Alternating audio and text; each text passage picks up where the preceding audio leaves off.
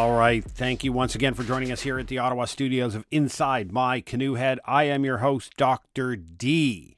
Welcome to a discussion on the Economic Recovery Task Force, something I think that is a brilliant idea, and it comes from my students, not my idea, my students. I'm just the proud microphone. So sit back, grab yourself your favorite beverage.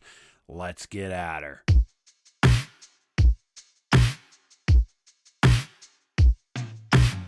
Yes, absolutely. One of those cool privileges of being a professor is periodically you get the opportunity to lecture, teach, and you provide counsel and guidance to students. But really, when you work in a graduate education program, as I do, much of what you're looking at and what you're experiencing is a team of seasoned professionals in their own field.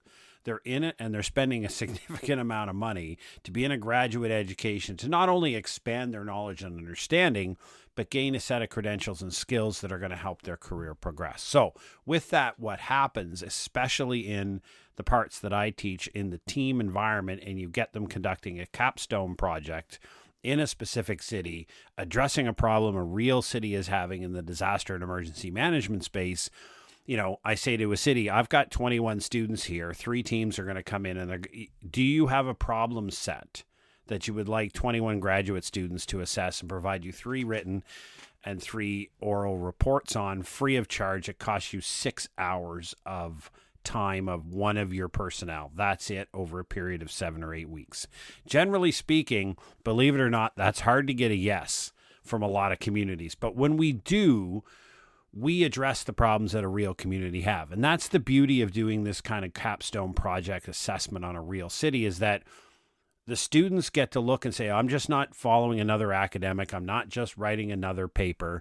I'm working on a problem that a real city has, and I'm going to give this to an audience. I'm going to present this idea in the presentation, capstone project, to the people who are going to try to address this problem based upon the advice that we're giving.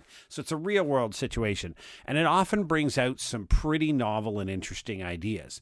Periodically, and I've been doing this for a number of times, periodically I get pretty amazed. And this is one of those cases. So and I'm going to say up front and be utterly transparent, the idea that we're talking about today, the idea, the concept, and some of the pillars of it that I'm going to speak to are 100% owned by the students of my graduate course that recently closed down in April. Okay. I'm not going to name the course or the program or the people involved just to keep names, but I want to be transparent and clear. This is not Jeff's wonderful idea, right?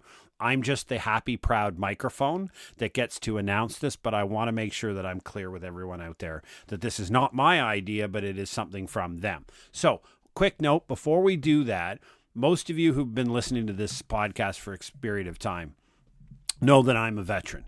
And one of the things when you're a veteran and you make that transition to civilian world, you're lost. You're utterly lost, because the civilian world, the world that all of the rest of you live in, does not reflect anything like the world that I worked in for 28 years. So when I step out of uniform and back into society as a civvy, as we used to joke years ago, a long-haired, dope-smoking civvy. But when I step back into the civilian world, I don't understand the rules by which you operate. I don't understand the normal corporate environment. I live in Canada, right? I didn't have a health card for a couple of decades. I don't have a family doctor. I just go to a place and there's a doctor there and I get whatever medical treatment I need and I go away and it costs me nothing. My aspirin's free, my prescriptions, everything. But it's really interesting. So this weekend, I had the opportunity to attend a Veteran Business Network event where it was a pitch fest where 3 prominent people from society showed up. Some prize money was donated and 12 veteran organizations got to come forward. Entrepreneurial businesses that veterans were trying to start or were starting and having problems. And they got 5 minutes to pitch their idea and ask for an investment from the individuals at the front table. Then the individuals asked some pointed questions. They went off later and we awarded a bunch of prizes were awarded. Now, my pitch didn't win a prize, but the idea that an organization exists like that, and I'm going to give credit to Caleb Walker, one of the individual a veteran himself, who founded this, and are bringing all of us together and saying there's a common need out there to coordinate and bring together people who are trying to achieve the same thing, but they're doing it on their own and not knowing where they can go for resources. So imagine a place where veterans who are trying to be entrepreneurs can get together. That leads into what we're talking about today, which is an economic recovery task force, right? So I've written considerable amount in the past about the fact that each time we have a disaster, now whether it's a political, economic, or natural disaster, it doesn't matter. There are 4 response operations that happen, and these are simultaneously, and in the majority of locations, they're totally uncoordinated, and there's no cooperation. You have the public sector, which is your standard incident response with your police, fire, EMS, and then your incident management, which is the emergency management function. They're enacting their legislated required duties. You have the corporate sector, businesses with business continuity operations. They're trying to mitigate the loss to their business and get business back up and running and earning income again. You have the not-for-profit sector, who provides services to certain parts of the population. They need to first get themselves back up on their feet. And likely because of the disaster, there's going to be an increased need and demand of their services, so they have to ramp up. So the not-for-profit sector is doing that. And then the last sector of society is your actual residents, who are rescuing themselves, helping their neighbors out, and trying to sort out the world. All 4 of these response operations happen simultaneously. And it's been doing so since time immemorial. They're not well coordinated. In most places, they're not coordinated at all. There's this ideological belief that the government is in command and control, which means they're responsible for everything that happens. But in reality, we know that the government is only responsible and has authority over just government assets, right? In an emergency, depending on your jurisdiction, and the rules are going to change slightly. But here in Canada, the government can't order businesses what to do. They can't order not-for-profits what to do. Like, they can't tell a business, bring all your equipment over here and do this for us and that kind of thing, right? Now, through certain legislation, they can close things, and we saw that in the pandemic. Let's not open that Pandora's box. But in general, the public sector, the government, the emergency response of the government is only in charge of government assets, and that's it. The economic engine is trying to get back up and running, and the not-for-profit sector is trying to ramp up to help those in service. And the rest of us are just trying to get through the day, right? So if this is not coordinated, and it's not well coordinated, we have to ask the question why, and then what can be done. Now, the question why is not novel to these students. This is a question we've been asking for a long time. I've zeroed in on my research over about a dozen years in this, going back to 2013, is really we're at a point where we have an ideological barrier against the profit motive in emergency response. We think that the corporations are trying to make money, and we don't want profit off of injury. I get that, absolutely. And the problem is it doesn't exist, but there's an ideological belief that it does. That if we let the private sector into emergency response world, they're just going to take all our money and try to make profit. Well, I'm here to tell you that's not true. That's an ideological belief that is held by many people, but there's no evidence to support that that's actually the truth. I've interviewed at length. Every business that I speak to does not want to make a profit in response operations, and actually they think it totally unethical. And it's against a social license to operate, number one, if you know what that is. But it's just an unethical, immoral thing to do that businesses would not do in a response operations, right? Recovery is a different story, and we'll deal with that in a minute. So with that ideological barrier, we don't use corporate assets in emergency response in the first couple of days. Now, I've presented this at many places. I've presented it at conferences. A guest speaker, a keynote speaker at conferences. I talk about the fact that when you look at the level of resources that exist in the private sector, they are far greater than what exists in the government. So your greatest asset for disaster response in a normal North American or Western city actually lies in the corporate sector. It doesn't lie in the government, right?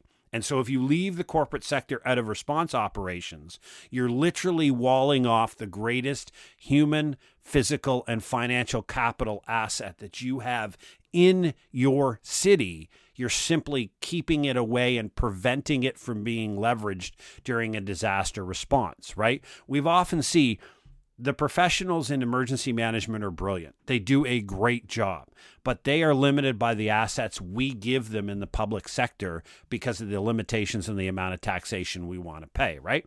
We can have massive, brilliant response operations, but none of us want to pay the associated tax bill.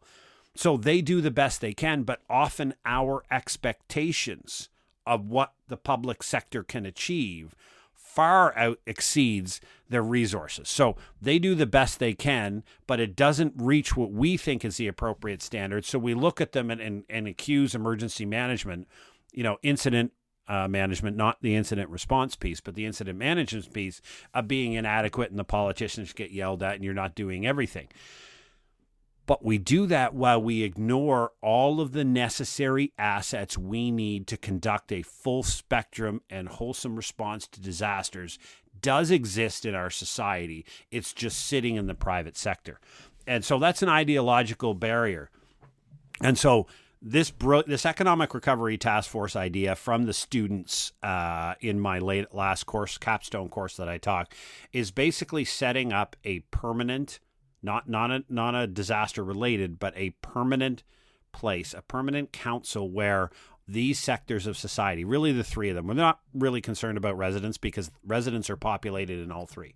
So you're looking at a place where the government, the corporate sector, and the not-for-profit sector sit around a table on a recurring regular basis to talk about what a disaster would look like from an economic lens. Because in a society, the economic horse pulls the social cart.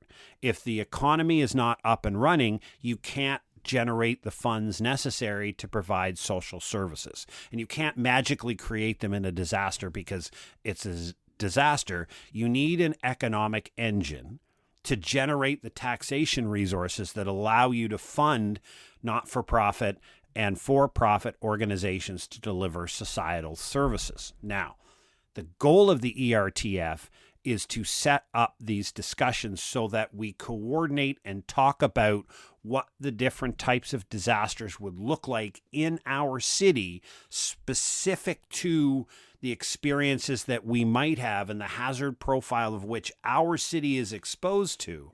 And it's not a decision-making body. And the research is clear. When you make these things a decision-making body, politics takes over. When you make it an advisory council, a simple space where the not-for-profit, for example, says, hey, listen, when we have to ramp up, we need extra access to the following resources. The corporate sector is sitting over here, and they probably have those resources that are not going to be used in the short term of a response operations, but could be brought to bear to assist the not-for-profit.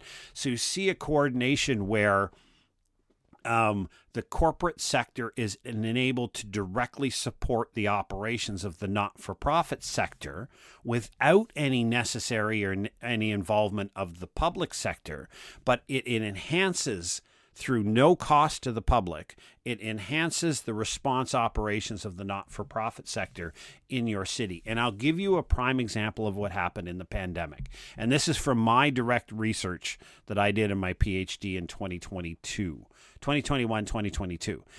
There was a, let's call it a not-for-profit, a small organization, and they provided walk-in services to the unhoused. And so they were providing showers and food. So the food wasn't magical. It was just some sandwiches, a hot drink, and a bathroom and an access to a shower.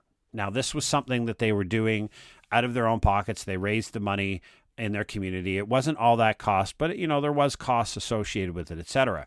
A pandemic hits, public health rules come down and tell them they can't give showers and food at the same time. They have to take identities down for contact tracing, which, by the way, if you've ever dealt with the unhoused or marginal population, the last thing you're going to get is a name, right? So that's not happening. So anyhow, all of these rules came down, were imposed on the not-for-profit sector by the government but they didn't give them the PPE. And this is the part that really riled me up. You're going to tell somebody that they have to wear PPE, but you're not going to provide it? I'm sorry, that shouldn't be allowed. If you're going to impose a rule on somebody, then you, as the government, you must then therefore provide the resources that allow those people to do that rule, right? It's just logical and natural. Anyhow, they didn't have any money for PPE. They had no sources for PPE, but the unhoused population still needed to be clean and to be fed. And so being that the government determined that they were not going to provide PPE and simply enforce the rules on this group of individuals who had a not-for-profit, they reached out to the private sector. They reached out to the power generation company in their region and asked for help. You know what they got? For the rest of the pandemic, they got every single piece of PPE they needed delivered to their door, no questions, no cost, because that was the moral and ethical thing for the corporations to do, but that coordination didn't exist beforehand. They just threw a Hail Mary pass at a dartboard, hoping to go to a big organization and ask for help. Now, those relationships are there, and the corporation basically said, hell yeah, absolutely. What do you need and where do you need it? And keep calling me and we will deliver. And they did throughout the remainder of the pandemic, deliver all of the PPE free of charge to the not-for-profit. These are the type of relationships my students argued, let's be clear, it's my students, that my student argued would be brought to the table if we created an economic recovery task force and we got the businesses around the table, the not-for-profits around the table. Because let's be clear, not-for-profits operate on donations. Who donates? The corporate sector and residents. When the economic engine takes a knee, corporations lose access to revenue, which means they don't have the money to donate to not-for-profits. People aren't working, which means they don't have the money to donate to not-for-profits, which means not-for-profits' ability to deliver services goes down. So there is both there is an ethical, and a real economic need to have these people around the same table. And this is not something that costs money. And this is a clear effort that the students wanted to make known, that this was not another call for somebody to spend money and create some magical thing or new program. This was something that is simply creating, as we say in social capital theory, creating an enabling environment that brought together the necessary people to talk about an ongoing and important issue in society and creating these long-standing relationships. Now, over time, the ERTF builds a strong set of bonds between the not-for-profit sector and the for-profit sector, which the two of them are the economic engines of the of society. And one great example that came out of this is pop-up shops. Now, we know that when disaster strikes, like if you have downtown flooding area and businesses get flooded and they're down because they're having to, pull out the bottom 4 feet of drywall. If you've ever had a flooded basement, and I've had two, you know exactly what I'm talking about, right? So you have a whole series of businesses that are just damaged. They have to relocate. Based upon existing bylaws, they have to go and find a suitably zoned area. And the ERTF argument that was brought forward by the student is, no, in fact, what we're going to do is put flexibility in the bylaws so that as a result of a disaster, we're going to allow pop-up shops to happen in quote-unquote inappropriately zoned areas so that businesses can immediately set up and they're not worried about the place they're setting up in is actually zoned appropriately. Because if you ever tried to change zoning laws, forget it. This is putting it in the bylaws to allow the municipal government in the city to say, hey, this area was flooded due to a water main break. It could be anything. They need to reestablish a business today. We're going to let them do it here in the middle of a city park. We're going to turn the city park into an economic zone because we need these businesses up and running to generate revenue, to provide salaries to employees. Because you remember, right? Every time a business closes and doesn't reopen, somebody lost employment. That person who lost employment has bills to pay. and you start creating additional social problems. So if we put in things like flexible bylaws that allow pop-up economic zones to happen right in the middle of agricultural, student areas, economic, wherever it be in the city that's possible, when you allow these type of flexible policies to be integrated into the task force, then what happens is people's jobs aren't gone away. Maybe there's a couple of days while we figure out where to pop up and get the resources in, but within a week, pretty much most businesses are back up and running to some degree in a location near their existing customer bases. Now, it's never going to be perfect, but it was a brilliant idea of how we could draw in the public sector and say, and this is the idea of the recommendation body, is that they can say, hey, this is what would help us. If you could set up a set of rules that allowed me to pop-up shop or reestablish in a zone that was not zoned appropriately as a result of this event for a period of time until my store was rebuilt or the damage was fixed or restored, etc., then I can continue economic operations. I can continue to employ residents. I can provide the economic engine to the social cart. And I say that repeatedly, and it's a phrase that belongs to Wab Kinew. And if you're not Canadian, you may not know who Wab Kinew is, but you got to Google the guy. He's brilliant. I'm not a socialist, but if I was to ever vote for a socialist, it would be Wab Kinew. He's the NDP, New Democratic Party premier of our province of Manitoba. And he is one that gets it. Yes, he's a big believer in social programs, and I think that's great. But he's also clearly understands that if you don't set up the for-profit economic conditions to allow businesses to thrive and make a ton of money, you don't generate the taxation and the employment that is the social cart. Without the economic horse, you can't have a social cart. You can't impose great social programs unless you create the economic conditions that raises the taxes for it. Anyhow, Wab Kinew, fabulous guy. The idea of the ERTF brought forward by the students was just one of those incredible things that happens when you're a professor. When you get the opportunity to put problem sets in front of really intelligent people who are dedicated and focused to the task at hand, you see things like this emerge. And we don't do a very good job within the emergency management field of collectively doing this. We're often in competition at times. Some of us have private sector businesses and we try to make money, sure. We see competitions and we want to kind of hold great ideas to our chest. We don't have a lot of open forums where we regularly get together. Now, conferences are one. It's a competition to see whether your paper's accepted. It's a competition to see whether you're selected as a speaker. And then depending on who you're up, there's 3 or 4 breakout sessions. You may be put up against a rock star and there's 4 people in your room and 127 in theirs. We don't have regular forums where we get together every couple of months to talk about issues and we bring, 10 or 12 of the smartest people related to that specific issue together to talk about how we can ameliorate and move forward. I've tried to do those things before. There's one big challenge to it. And I want to be clear here. There's one big challenge, and that's because each individual time what happens is there is this real nonstop need and call for, I just want more money. The government needs to create more programs. The government needs to send more money. And at a certain point, you get sick and tired of hearing the professional class constantly calling for more government investments, more government programs, more government assistance. When things like the ERTF that are absolutely free, that on their own can generate significantly better outcomes in the community without any expenditure to money, those type of solutions are ignored.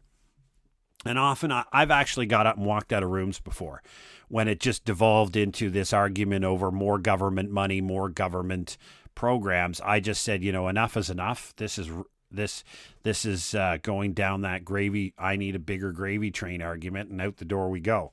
The point here is 2. 1, students are brilliant, and whatever happens in my life, I know the privilege I have of being a professor is something that I will cherish and hold on dearly. The second thing is we have to understand that whole of community and we're in it together are cool phrases that actually do have the ability to deliver significant resources to the table without any additional investment. We just have a choice to make. The choice is clear. The choice is ours. We can choose to create tables like the ERTF, places like resilience forums, and other things that I've talked about. I've got a podcast episode coming up on community resilience forums to talk about the value of those places where we can get great ideas and people and stakeholders together to talk about what the world would look like when a disaster happens. The preparedness, the left of bang stuff. That's what we need to be doing. Far less of the sitting around a table and deciding what we did wrong in an after action report. I coined this saying at the veterans event when I was talking to somebody. It was basically saying the world's best emergency response plans are contained in after action reports that are rarely ever written or brought to bear on whatever it was. So the best emergency response operational plans we've ever created are ones we did after an event where we methodically and systematically failed, and then we writ down how it should have happened, and then the next time an event happens, we pay no attention to that and likely make some of the very same mistakes. Hey, it's what we do. Listen, I appreciate all your support here at Inside My Canoe Head. You might have noticed, if you're still here with us, we appreciate it. Slight change to the name. We are now rebranding as the Risk, Resilience, and Preparedness Podcast, Inside My Canoe Head. Two reasons for that. One is we want to spread the word of risk, resilience, and preparedness education and bringing it to the public. Inside My Canoe Head is a wonderful name. I love the name. But in search SEO and in Spotify and other platforms like that, when you search preparedness and the name of the podcast is Inside My Canoe Head, it doesn't link. So there's a huge audience out there that does not know we exist because the name is not, the keywords are not included in the name. So it has been added. That's what we're going with now. I have no intention in short order to dump Inside My Canoe Head. You never know, it may go away in the future. But for now, we are the Risk, Resilience, and Preparedness Podcast called Inside My Canoe Head. Thank you for joining us. Drop over to our website, www.insidemycanoehead, for all of our episodes and our parent corporation over at preparednesslabs.ca. Thank you very much. Take care. Stay safe.